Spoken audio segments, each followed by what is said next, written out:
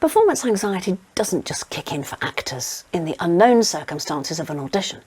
They also kick in on a nightly basis, on a daily basis, as an actor in a long-running show, for example, or on a television set. These things are known to us. We know the space, we know the company, we know everybody around us in terms of our creative support, but still we get terrified. So what are we frightened of when so much is actually known? We are frightened of failure. We're frightened of letting ourselves and everybody else down in the team. We're frightened of not knowing how to cope with the unexpected. I've been in shows where people have had heart attacks in the audience, where lighting bars have fallen down, where pieces of set have dropped to pieces, where people haven't turned up, or I haven't turned up at the right moment in the right play. And these things embed themselves and they make you believe that things go wrong. And when your brain thinks things can go wrong, things start to go wrong, and you start to manifest all of the things that could possibly go wrong. And sometimes those things really, really snowball, and it becomes very, very difficult for you to step foot on the stage again. My interest in performance anxiety management came when I had an episode of my own very debilitating performance anxiety a couple of years into my West End acting career. I was standing on the stage one night at the Liverpool Empire, and the lighting bar lost its key and fell to the ground just in front of me, and hot glass shattered itself into my body. And for the first time I saw the audience, because the stage manager put the house lights on, and 2,000 people were looking at me in a terrible state of distress. It affected me so significantly that I put my understudy on and I had to give up on that particular tour. So I went to see a performance psychologist, somebody really specialist at helping sports people and actors and professional speakers to overcome the problems that they experience when they stand in front of an audience. And I told him my story and he said, "You selfish bastard." And I was horrified. He was charging me £1,000 for this back in the 90s. And I said, "What do you mean I'm selfish?" He said, "Because you've made this all about you. You haven't thought about the most important people of all, the audience. Because what you do on stage makes them feel something." He said it's an act of communion. And he said if your cameras are in and you're only thinking about yourself, you're only communicating with yourself, you're not communing with the audience. The connection is broken, you see. So he took me into a West End theatre. His offices were just above. And he gave me a little hand torch. And he said, "Right, shine it on the audience." So I shone it, obviously, in the stalls. And he said, "Yep. Those people can afford to come to the theatre." He said, "Move up." So I moved up to the first circle. He said, "Those people can afford to come to the theatre." He said, "Shine it up to the gods." So I shone it right to the top of that theatre. And he said to me, "Do you remember standing there as a student in those alcoves, standing sometimes for 4 or 5 hours in length?" He said, "Do you remember that? It cost you all that you had, but because you were so passionate about the theatre, you made that sacrifice." He said, "They are your audience and you owe it to them to get back on that stage and start communing." It was the best advice I ever had.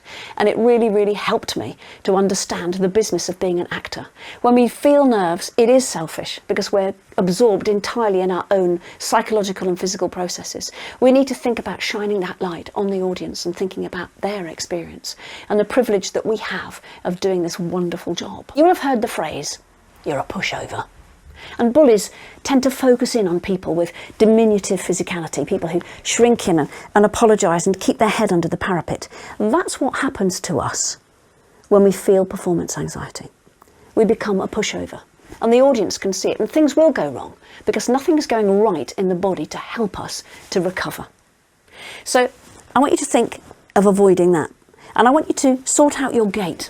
Think about the way your feet have a relationship with the floor. So think about the Eiffel Tower and the way that's nicely scaffolded, so it starts wide at the bottom and gets taller and thinner as it goes up. So that's what we're trying to think about in terms of oxygenating ourselves.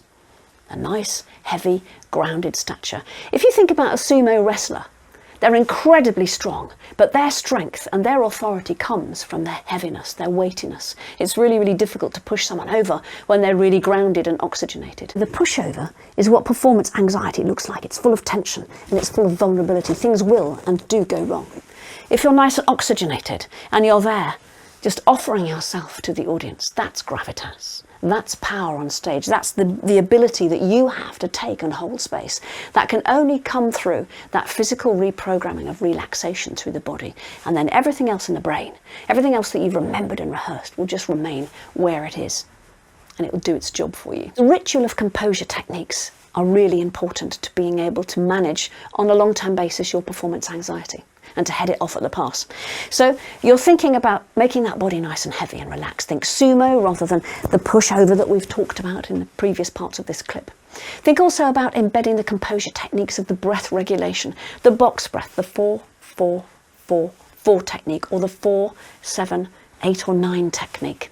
That will really help you to get hold of your heart rate and to control your shaking and to regulate your breathing. Know about the people on your panel, do your homework, find out what they've done, who they've worked with, flatter them by having read books that they've written or having seen shows that they've performed. There's plenty on YouTube now that will help and support you if you can't actually get and see their work live. And if you have an opportunity to read in front of a panel or in front of a camera, to keep the script at an appropriate level so that you can keep recovering away towards the panel or the camera and you can show that you are acting, not just reading. As soon as you arrive in that waiting room, sign in, make sure they know that you're there, but then get your head down. If there's a script to read, mark it, notate it, prepare. What will you do when you get in the space? Because this is your big moment. I've met and worked with really famous actors for whom performance anxiety has been a real issue. Ian Holm was so afraid of live theatre that he could only work on the television. Judi Dench, when I met her many, many years ago, said to me, "I'm as nervous as a kitten every time I step in front of a camera or onto the stage, but I have learnt to love the message." So, my darlings, what is the message? The message is that you will always feel nervous, but these nerves are excitement. They are the fine-tuning that we as actors need in order to be able to show our techniques and our practices and our training on stage for an audience who are there to see and to receive.